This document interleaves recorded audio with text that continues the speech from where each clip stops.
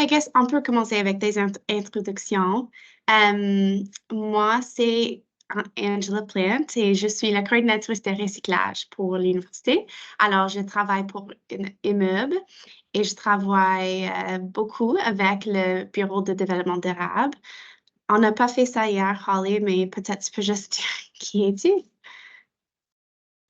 Oui, bonjour. Alors, je m'appelle Holly et je travaille au Bureau du développement durable et je suis une coordinatrice de la durabilité. Donc, je gère des programmes pour des étudiants et le personnel aussi. Awesome, merci. Alors, veux-tu commencer l'enregistration? Cool, OK. All right, on peut jump in. Aujourd'hui, notre objectif, c'est vraiment juste de partager où en sommes nous comme université. J'espère que vous allez partir avec un peu plus d'informations sur nos programmes de réduction de déchets, recyclage, tout ça. Et peut-être, j'imagine, vous avez des questions. Alors, je suis vraiment contente de répondre aux questions. Et aussi, on va discuter un peu qu'est-ce que nous pouvons faire ensemble. Pour moi, je trouve le déchet pose un problème très local parce que je peux donner des exemples. Si vous habitez à Ottawa ou Gatineau, les systèmes de recyclage sont différents. Et ça, c'est parce que qu'est-ce qu'on peut recycler dans une ville dépend vraiment des installations qui existent dans la ville. Alors, si vous habitez dans un milieu plus rural, probablement vous avez moins d'accès pour recycler certains items et aussi pour un programme de compost. Alors, c'est vraiment local. Mais aussi, ça dépend, comme pour l'université, nous avons beaucoup de bureaux, beaucoup de salles de classe, beaucoup de laboratoires et chaque espace crée les déchets différents. Et c'est facile, les poubelles ont une tendance de se promener un peu, ils sont déplacés souvent. Alors, on a vraiment apprécié l'aide des employés qui peuvent nous donner, à nous fournir l'information sur qu'est-ce qui se marche dans votre bureau ou avez-vous des commentaires? Est-ce que vous voyez des choses qui ne fonctionnent pas ou un manque des étiquettes, des choses comme ça? Parce que vraiment, les déchets, ça dépend qu'est-ce qu'on crée, où nous sommes placés et quel genre de poubelles nous avons accès. Euh, alors, ça change. Je trouve que on essaie de faire des corrigements chaque année dans des édifices différents et dans 2, 3 ans, je vais retourner à cet édifice et pas toutes, mais beaucoup de choses ont été déplacées. Alors, il faut refaire le travail un peu. Alors, c'est pourquoi je suis vraiment contente que vous êtes ici. Alors, juste pour vous donner une idée de nos principales sources de déchets, ça, c'est nos déchets opérationnels ou quotidiens. Ça ne va pas inclure la démolition des édifices ou des grands projets de rénovation. Et c'est divisé entre trois années. Alors, le bleu, ça, c'est l'année la plus récente on a les données. On suit l'année fiscale. Alors, le mois de mai, c'est moi qui vais travailler sur toutes les données pour 2023-2024. Mais vous pouvez voir ici, ça, c'est des catégories, des principales catégories. Et le recyclage et les organiques sont pas mal très proches. Nos quantités des organiques augmentent chaque année. Et ça, c'est parce que beaucoup de choses peuvent aller dans le compost. Alors, on va discuter ça. Mais aussi, on a vraiment un bon programme de compostage pour le campus à l'hôpital, pour le literie. Pour tous les animaux et aussi le salle à manger. Vraiment bon un programme pour tous les restants de nourriture qui viennent de la cuisine, mais aussi après les étudiants ou n'importe qui à finir leur repas. Pour le recyclage, en principal, ça veut dire juste des stations publiques. Et les espaces comme les salles à manger créent beaucoup de cartons. Alors, ça, c'est le métal, plastique vert et le carton. Aussi le papier, mais on produit moins de ça. ça va inclure beaucoup de petits programmes aussi que les services sanitaires vont gérer, comme notre programme de recyclage de stylos, des gants, des choses comme ça. Le déchet électronique, ça va inclure les piles et on produit beaucoup. En total, chaque année, c'est vraiment comme nous sommes une université, alors on utilise beaucoup d'appareils électroniques. La réutilisation, ça, c'est vraiment le côté fun et plus intéressant. On a la gratuiterie. On a aussi un programme qui s'appelle Déposer et dégager quand les étudiants quittent la résidence et ça compte comme pour, je pense, l'année pas dans les années COVID, mais avant ça, c'était 20 tonnes juste en 2 semaines.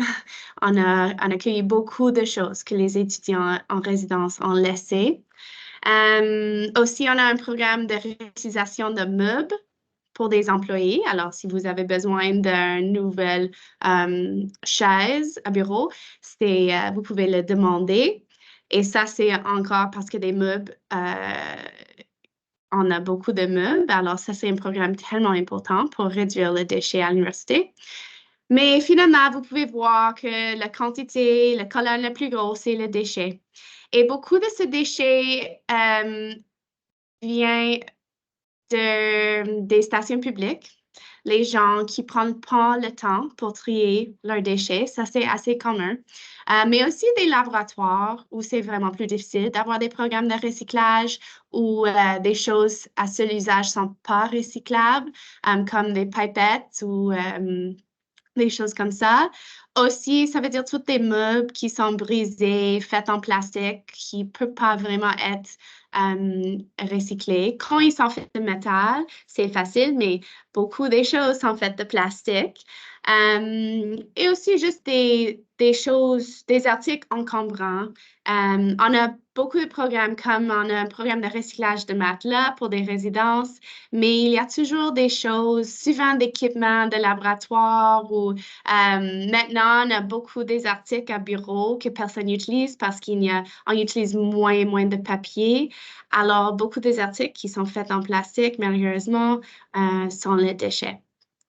Alors, notre objectif qui je trouve plus important, le plus important, c'est que, parce que c'est très proche, ou bientôt, on veut réduire le total de déchets par 20%. Alors, par 30%, excuse-moi, avant 2030. Alors, ça, c'est un objectif assez sérieux, à mon avis, et on va discuter un peu les programmes qui vont nous aider par ça. Si jamais vous avez des questions, vous pouvez juste les mettre dans le chat. Oui, Holly. Voici, Angel, est-ce que tu veux que je pose la première question? Ah oui! Ben non, en fait, je l'ai déjà donné la réponse. J'ai oublié. On va juste passer à la prochaine question.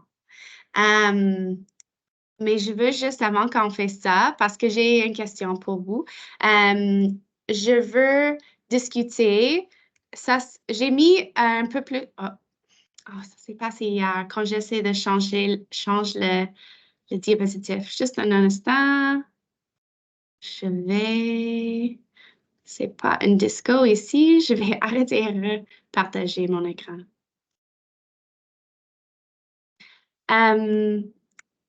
Oui, OK. J'ai mis un peu plus de texte dans les diapositives juste pour des personnes qui ont manqué la session. Ils vont avoir accès à ça. Alors, prochaine, ça, c'est plus pour eux. Pour nous, ça, c'est un chiffre qui est important.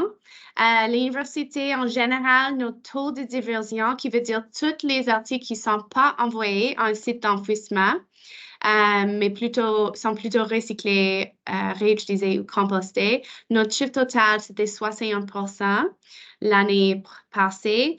Et en général, on est entre 57 et 64.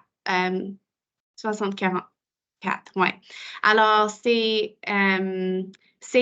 comment on peut comparer avec les autres institutions ou les villes. Par exemple, la ville d'Ottawa, c'était 46%. En général, au Canada, pour les déchets résidentiels, qui, je dirais, c'est le programme qui a le plus de succès, c'est seulement 52% quand même. Et notre objectif pour être classifié comme zéro déchet, c'est d'avoir un taux de 90%.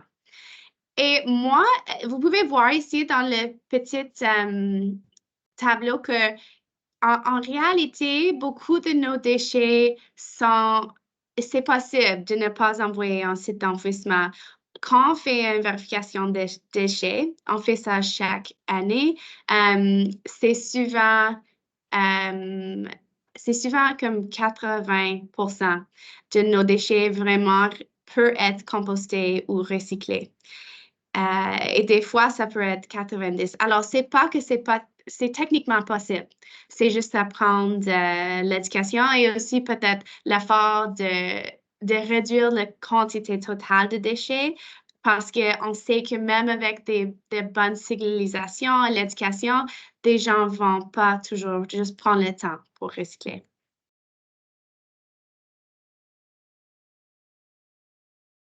Oui, je vois, j'ai vu cette question, c'est pas bien. Mais c'est vraiment une bonne question.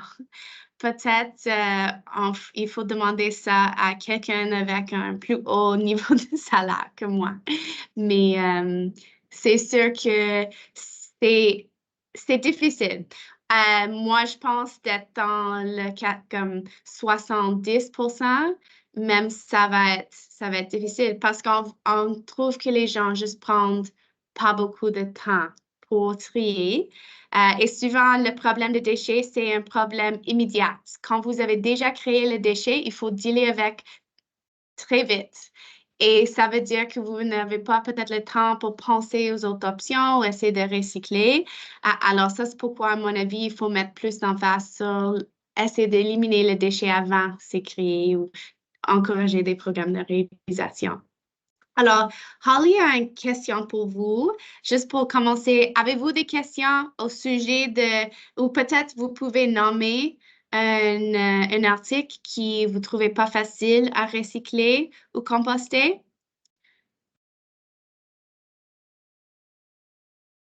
Parce que on va juste partager quelques exemples.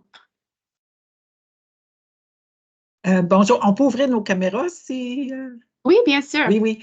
OK. Donc, ben, peut-être un article que j'ai souvent pollué les poubelles à l'université, c'est les gobelets de café. Quand on a la tasse, le manchon puis le couvert va aux poubelles. Le manchon, on peut le mettre avec le carton, j'imagine.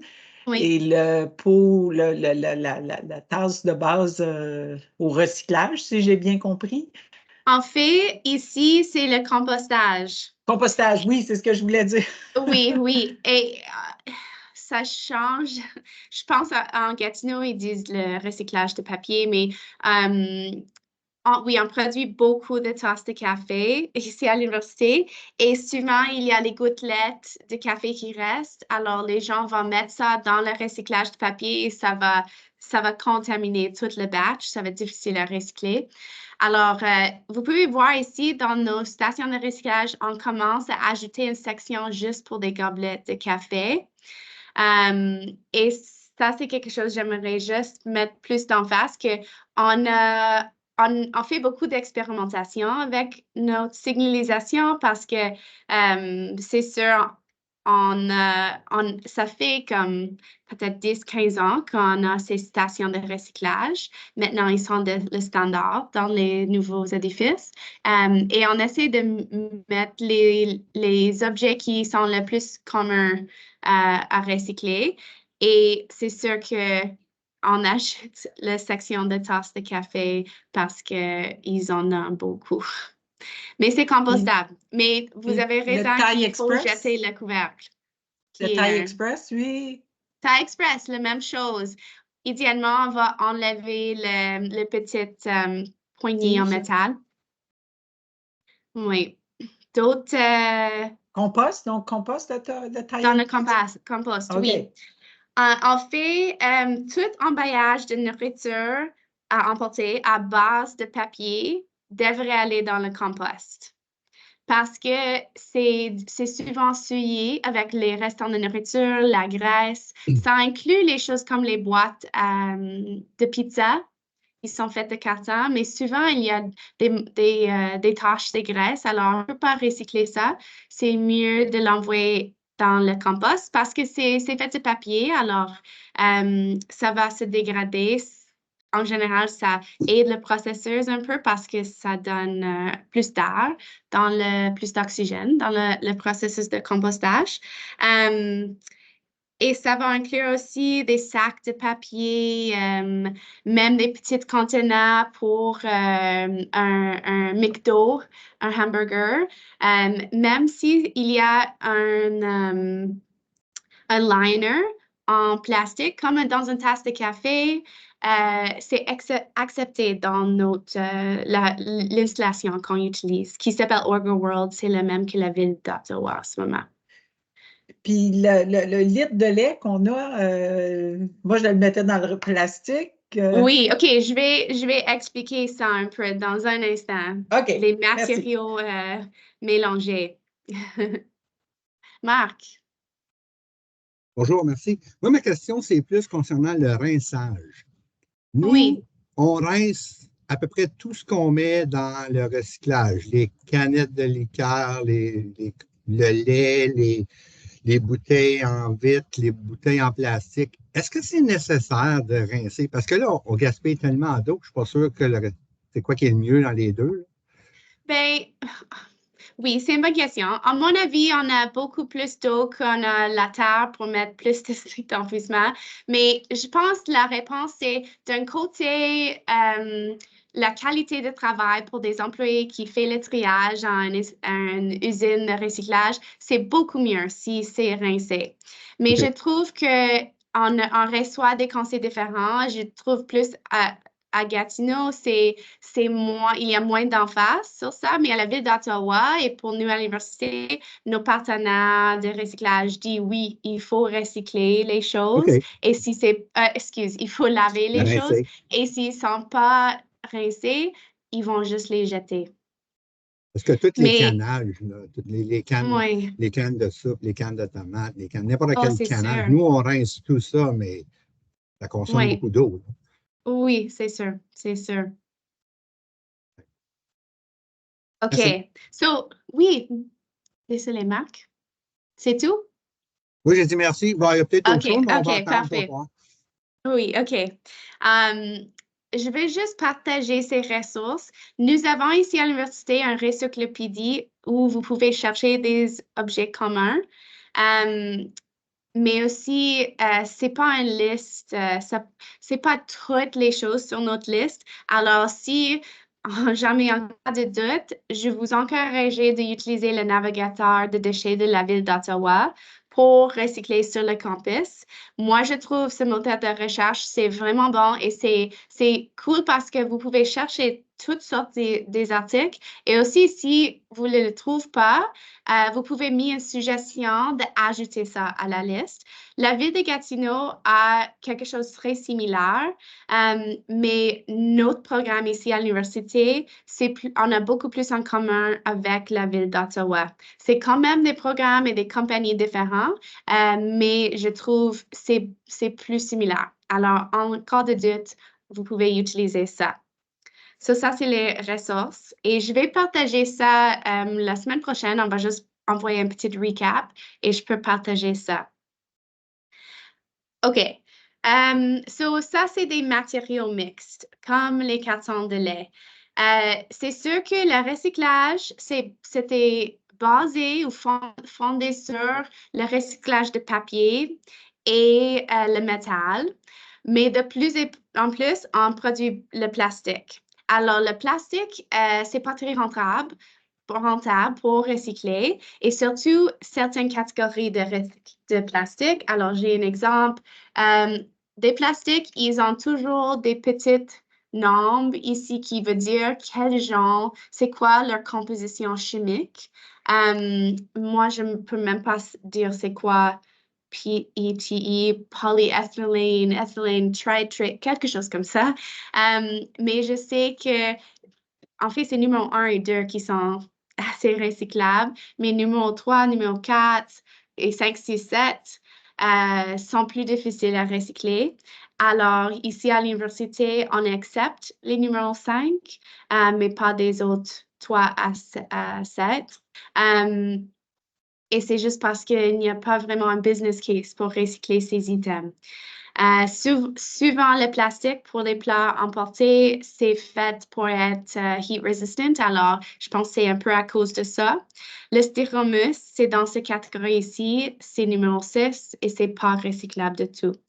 Alors, ça, c'est pourquoi on a vraiment fait une bonne chose, ou je peux dire, les services alimentaires ont vraiment pris une étape dans la bonne direction avec les conteneurs réutilisables Friendlier, qu'ils ont introduit en septembre, parce que beaucoup des plastiques on a remplacé beaucoup de ce genre de plastique.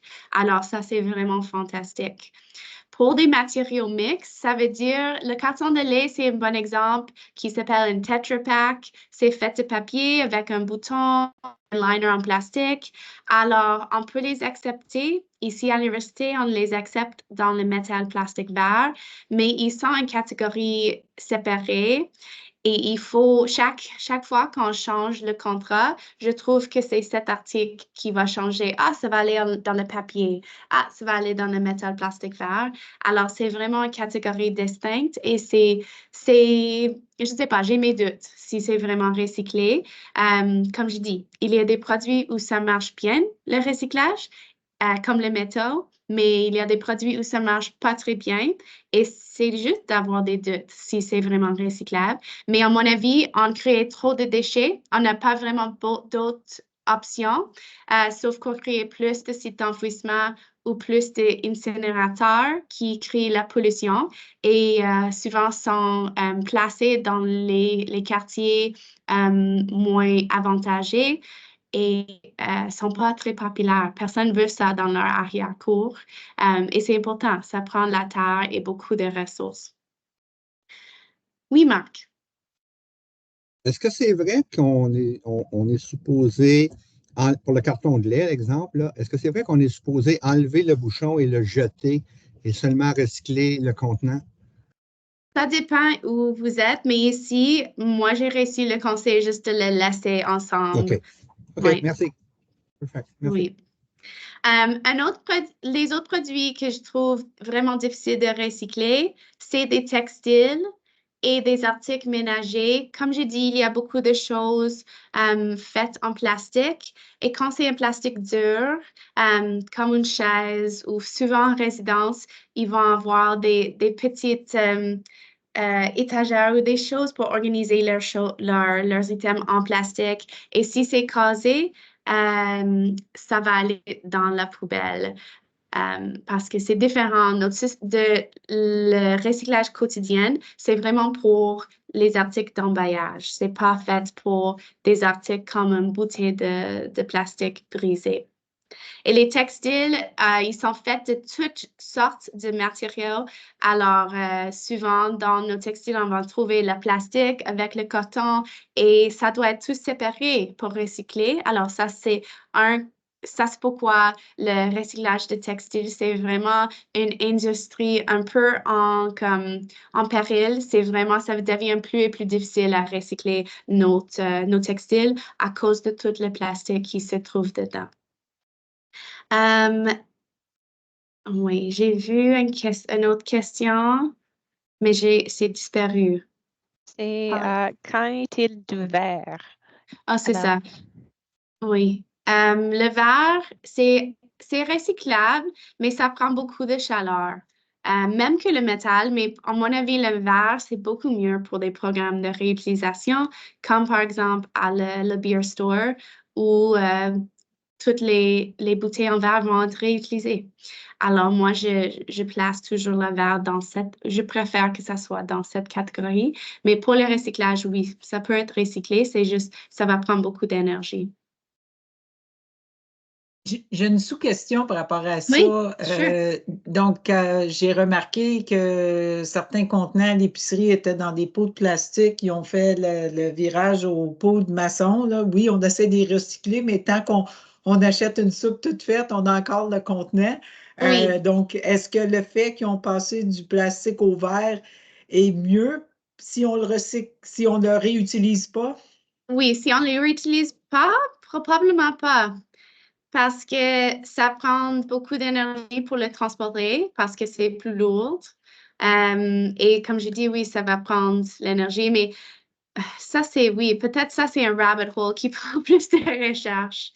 Mais oui, c'est vrai, l'idée, c'est que tu vas les réutiliser. Moi, je trouve ça vraiment frustrant, les petites pots de yogourt. Comme, je ne vais pas jamais réutiliser ça. À un moment donné, j'ai acheté des petites couvercles, mais ouais.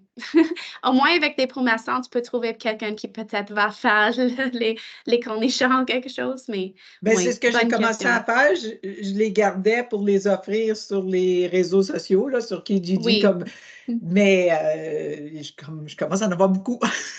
Oui, mais il existe encore des programmes où vous pouvez retourner des bouteilles de lait ou des contenants de verre de yogourt, par exemple. Et j'ai l'espoir qu'on va avoir plus de programmes comme ça. Merci. Bien. OK, Il y a aussi une maintenant, autre question oui. au sujet des textiles. S'il y a des endroits dans la ville qu'on peut apporter des textiles pour recycler. Bonne question, je pense pas. Il y a Honnêtement, des magasins où vous pouvez amener des choses, comme par exemple dans le centre Rideau. Mais honnêtement, je ne suis tellement certaine de ce qu'ils font avec ces choses-là, comme à Zara, Frank and Oak. Il y a ces types d'endroits. Oui, Oui. c'est ça. Oui, c'est ça. Avec les vêtements qui sont trop brisés ou trop sales, trop utilisés pour donner aux autres, oui, c'est difficile en ce moment. Même la gratuiterie, on reçoit beaucoup. C'est l'article qu'on reçoit le plus souvent, c'est les vêtements. Et il faut payer pour avoir certains items recyclés. Ça coûte vraiment cher. Et d'autres, on essaie de trouver des espaces. Mais comme j'ai dit, il y a vraiment une crise en ce moment pour des textiles. Dans notre société. C'est juste le recyclage, l'industrie, c'est pas là encore. Il n'y a pas de solution économique. Oui, aussi, je pense que quelquefois des organismes de bienfaisance des animaux acceptent des types de C'est choses, vrai. mais ça dépend. Et c'est pas comme tout type de textile. Mais ça, c'est une option que vous pouvez chercher aussi. Mais Oui, c'est ça, oui. La gratuiterie donne beaucoup de draps et tout ça, ou des couvertures qui sont pas dans une bonne condition aux animal shelters. Hi, Christina, oui. Je m'excuse, j'allais dire que moi aussi, je me sentais assez mal avec les yogourts. Alors maintenant, j'achète le plus grand yogourt et je mets mes yogourts dans des pots qui Petit sont, oui. pour réuser. Oui, Voilà. c'est ça. Oui, c'est ça. Sont moins chers aussi en gros. C'est sûr. Oui, c'est sûr.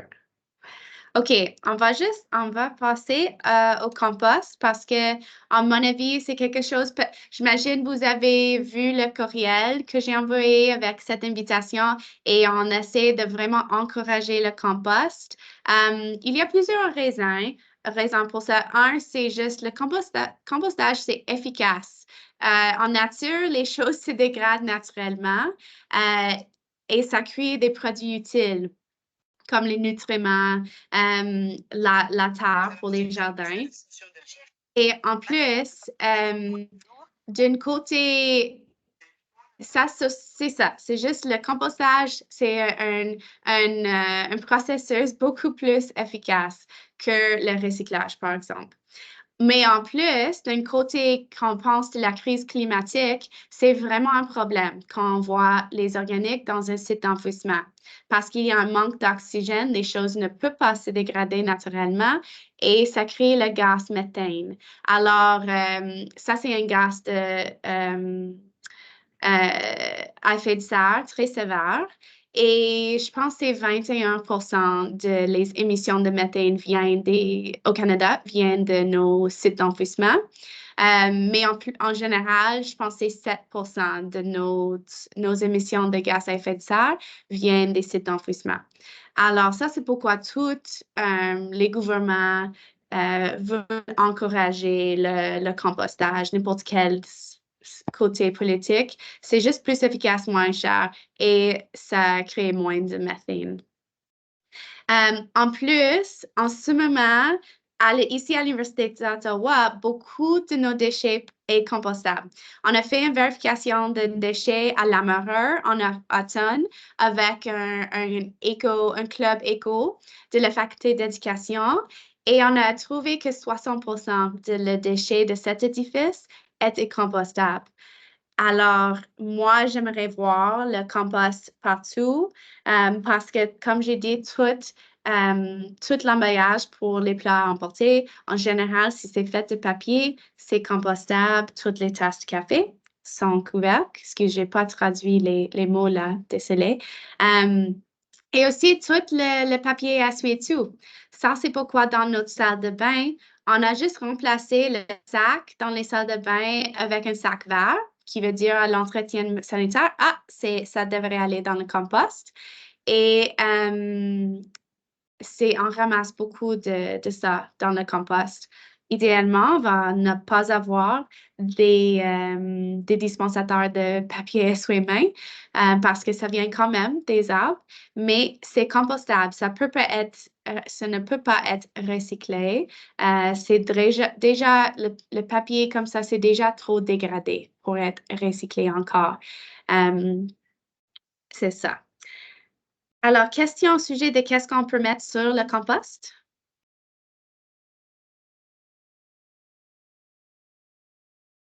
Aussi, si vous pensez à quelque chose, vous pouvez toujours le mettre dans le chat. Ouais. Moi, je trouve c'est incroyable. J'aimerais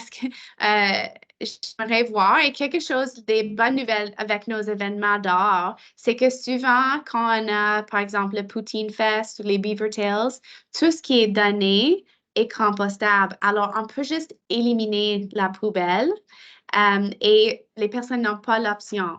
Alors, ils vont juste mettre tous leurs petits conteneurs avec le poutine ou le petit emballage en papier pour le beaver tail et leur tasse de café pour le chocolat chaud. On peut mettre tout ça dans le compost.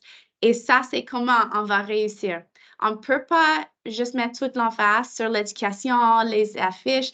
Je peux vous promettre que c'est pas assez. C'est difficile, c'est complexe et ça change entre les villes même.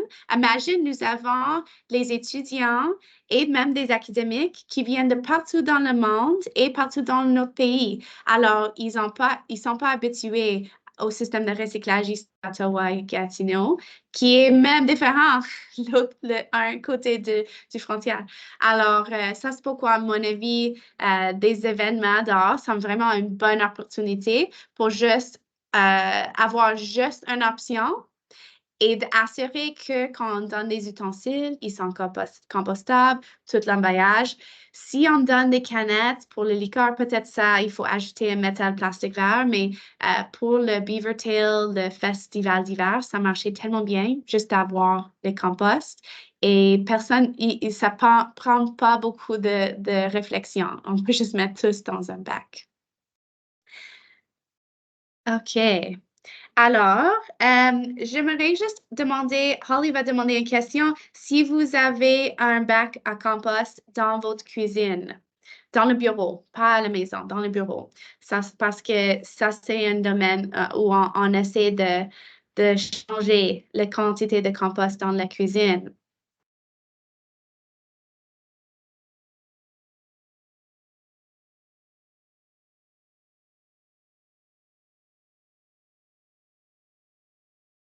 OK, awesome. Uh-oh, on a un qui est disparu. All right. Bon, OK, ben c'est quelque chose qu'on peut essayer de corriger ensemble. Et je vais partager comment à la fin de notre présentation. Aussi, comme j'ai dit, dans les salles de bain, il devrait y avoir des sacs verts pour, juste en dessus des dispensateurs de papier essuie-mains. Et aussi dans la station de recyclage la plus proche de votre bureau, dans le corridor, ça devrait avoir compost dans la station de recyclage. Il y a quelques-uns qui n'ont pas ajouté le compost encore. Alors, si vous remarquez ça, je peux changer ça tout de suite. OK, je vais juste partager deux autres programmes importants d'une perspective de personnel ici à l'université. Comme j'ai mentionné, on produit beaucoup de déchets électroniques. Ça ne devrait pas être envoyé à un site d'enfouissement parce que ça peut contribuer à la pollution de notre groundwater. Je m'excuse, j'ai oublié la traduction pour ça. Mais ouais, c'est vraiment important de recycler ces items dans une façon sécuritaire. Alors, pour les déchets électroniques, si vous en avez beaucoup, vous pouvez juste appeler Vendor Render pour une cueillette. Mais pour des petites articles, en fait, nous avons un programme où vous pouvez amener des choses à la gratuiterie ou dans le boîte à dents, ou même les mettre sur le comptoir de recyclage avec une étiquette qui dit déchets électroniques. Et à chaque édifice au quai de chargement, il y a en place les employés d'entretien vont mettre ces articles des électroniques. Aussi, chaque édifice devrait avoir une boîte pour recycler des piles dans un foyer ou un espace commun. Des fois, ces boîtes ont la tendance à disparaître aussi. Alors, si vous remarquez qu'il n'y a pas une boîte dans votre édifice, vous pouvez juste m'envoyer un message sur Teams ou me demander où le trouver. Sur nos recyclopédies, le site web que j'ai partagé, et peut-être Holly peut partager dans le chat, il y a une liste de tous les édifices. Aussi, si vous êtes vraiment engagé, vous avez déjà le compost dans votre cuisine, prochaine étape, c'est peut-être de créer une petite boîte pour les piles dans votre cuisine ou une salle commune. Et vous pouvez cueillir des piles et les amener aux boîtes. Même chose pour des stylos. Vous pouvez cueillir des stylos pour recycler et vous pouvez juste les envoyer par intramail à moi. Et on va les mettre dans notre programme de recyclage de stylos. Ça inclut les crayons, des highlighters, tout ça. Angela, il y a une question qui est un peu liée, mais c'est comment se débarrasse-t-on du masque de procédure? Masques de procédure comme des masques jetables de plastique. I guess, je pense, nous avons des boîtes de recyclage de masques dans quelques édifices, mais ça, c'était un projet COVID et il commence à remplir et on n'a pas le budget pour les remplacer. Ils coûtent en général 250 par boîte pour recycler ces items parce qu'ils ne sont pas faciles à recycler. Mais est-ce que Holly, connaissez-vous où il y a des boîtes encore? J'ai oublié, je sais à RGN, il y en a, mais... Oui, je crois qu'il y a quelques-uns qui restent dans le bâtiment des sciences et quelques d'autres, mais peut-être on peut faire une petite liste pour les personnes qui ont des questions. Et si vous en avez beaucoup, vous pouvez nous envoyer un courriel ou quelque chose comme ça pour qu'on peut trouver une boîte. Aussi, malheureusement, il y avait beaucoup de déchets qui étaient mis dedans ces bacs. Oui. Alors, ça, c'est un grand problème. Et pourquoi nous avons enlevé les bacs de la majorité des bâtiments, parce que c'était tellement un grand problème. Oui, parce qu'il coûte cher. Et ça, c'est vraiment un bon exemple. Je peux partager avec vous. Si vous avez vu les boîtes, ils sont assez grands avec un petit trou, comme par ce grandeur, où vous pouvez mettre des masques jetables ou tous les articles de protection, comme des gants aussi. Le trou, c'est comme ça. Quelqu'un a pris le temps pour mettre une boîte de carton à pizza. Une boîte à pizza. Comme il y a des stations de recyclage partout. Moi, je comprends pas vraiment ça, mais c'est juste comme des gens pensent pas, ils regardent pas des affiches, ils vont juste, ils ont quelque chose de déchets et malheureusement, dans notre société, on a juste un peu un manque de responsabilité pour nos déchets. Et ça, c'est juste la réalité. Mais ça, c'est vraiment drôle que quelqu'un a mis l'effort. OK, Marc, merci beaucoup. Bon après-midi. Alors, je vais juste finir avec... il faut remarquer parce qu'on produit beaucoup de manuels et notes de cours. Malheureusement, des livres et les notes de cours ne sont pas acceptés dans le papier normal. Alors, il faut organiser une cueillette avec vendeurs. Pour nous, on a un programme de recyclage pour les livres. Mais aussi, on a des boîtes, Textbooks for Change, ou des manuels qui ne sont pas très âgés. On peut les donner et ils vont distribuer ces manuels un peu partout dans le monde. Et aussi, la gratuiterie, on a des chariots de livres à 3 édifices. Alors, ils sont très populaires et c'est vraiment impressionnant quel genre, même si des livres sont très vieux, ils vont disparaître de notre chariot. Ouais. OK. Alors, pour des choses à faire, ça, c'est les choses, comme j'ai dit, j'apprécie vraiment. Si vous êtes intéressé à encourager le compostage ou le recyclage dans votre bureau ou vos espaces de travail, c'est difficile. On a besoin vraiment des boots on the ground pour voir qu'est-ce qui fonctionne et qu'est-ce qui ne fonctionne pas. Et si vous êtes intéressé à voir le compost dans votre cuisine, vous pouvez juste demander à vendeur, faire une demande et on va envoyer quelqu'un pour voir qu'est-ce qui est possible. C'est vraiment facile à ajouter et c'est le standard maintenant. On a le kit de compost partout et dans la plupart de nos stations de recyclage et beaucoup de cuisine déjà. Vous n'avez pas besoin d'un conteneur spécial comme un tote vert comme dans la ville ou un tote brun comme à Gatineau.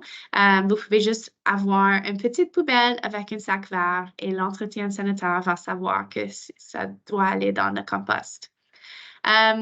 Aussi, vous pouvez m'envoyer des photos de votre bureau ou des espaces si vous n'êtes pas certaine si c'est des bonnes étiquettes ou il n'y a pas d'étiquettes. J'en ai beaucoup. J'ai des choses collantes, je peux mettre sur des bacs. J'ai une étudiante qui peut aider avec ça. Alors, envoyez-moi des photos et si jamais vous avez des questions, bien sûr, je suis disponible sur Teams. Et aussi, je vous encourage de partager et d'utiliser des tasses réutilisables, des ustensiles réutilisables, parce que même si c'est juste un individuel, moi, je pense que ça montre aux autres que c'est possible. Et si vous êtes intéressé, je pense que Christine est déjà un membre, je ne sais pas pour les autres personnes ici, mais nous avons un réseau ECHO qui va se rencontrer chaque mois. C'est juste pour des employés, pour apprendre et discuter les sujets environnementaux. Et oui, ça c'est aussi, on a un bulletin pour le développement durable, le Bureau du développement durable. C'est mensuel et ça va juste donner des mises à jour sur des événements, des activités, des astuces de recyclage chaque mois. Alors, si vous êtes intéressé dans s'abonner, vous pouvez juste cliquer sur ces liens dans la présentation. Et comme je l'ai dit, on va partager un petit sommaire de ça, de ces actions. Et si, j'espère que ça ne va pas vous déranger trop, mais je vais envoyer un sondage en avril pour voir si vous avez si vous avez réussi avec des actions qu'on a proposées, par exemple d'acheter le compost ou de checker si le compost est dans votre station de recyclage et tout ça. Oui, alors ça c'est moi, tout pour moi. Alors si vous avez des questions, vas-y fort. Mais moi, j'aimerais vous remercier. J'aimerais vous remercier de votre persévérance. Angela, je sentais des fois un épuisement. Je trouve que la COVID nous a nuit un peu dans nos initiatives de réduire nos déchets. C'est sûr. Donc, il y a comme un rattrapement. On a pris un pas en arrière, mais il faut continuer à progresser. Alors, je vous félicite. Moi, j'ai déjà offert mes services à la gratuiterie. J'avais été dans le cadre du pop-up au début septembre, donc je pense que je vous ai rencontré. Oui. Mais moi, je serais intéressée là, à faire du bénévolat dans ça. Donc, c'est-tu en joignant peut-être le éco-groupe pour m'impliquer un peu plus? Oui, en fait, c'est Holly qui organise ces rencontres de Réseau Éco. Et c'est vrai, j'aime que vous pouvez, c'est chaque mois, mais c'est des sujets différents, alors vous pouvez décider si vous voulez participer ou non. Et juste pour le bénévolat, une chose, ça me fait rappeler que chaque année, en fait, le déposé est dégagé en fin avril, le déménagement. Et on a besoin d'une quantité énorme de bénévoles. Alors, c'est un bon rappel que peut-être je vais essayer de contacter des groupes qui, peut-être, ils cherchent une activité pour des employés comme team building, genre. On peut avoir des groupes des employés de l'université qui peuvent aider avec ça parce que c'est tellement intéressant à voir toutes les choses que les étudiants laissent et toute la poubelle et c'est juste impressionnant. Oui, bien, je n'avais pas pu vous aider au 30 avril l'an dernier. Je travaillais sur le projet Workday qu'on mettait en production. OK, oui, c'est ça. J'étais là en septembre. Je n'ai pas pu aller vous aider en janvier. J'étais à l'extérieur, mais je suis vraiment intéressée. Je trouve que, puis en plus de ça, moi, je vais quitter la communauté universitaire prochainement, mais je trouve que de rester impliqué sur le campus pour le développement durable, c'est quelque chose qui m'intéresse. Donc, Awesome, je OK. vous fais signe. OK, merci beaucoup. All right. Ben, comme j'ai dit, vous pouvez toujours me contacter par Teams, Angela Plant. Je suis vraiment contente de répondre aux questions. Tu peux juste montrer, en m'envoyant une photo si tu n'es pas sûr, est-ce que c'est recyclable ou pourquoi il y a une poubelle là. Je suis vraiment contente de recevoir ce genre de message. Alors, merci beaucoup et bon après-midi. Merci beaucoup, Holly, aussi. Bye-bye.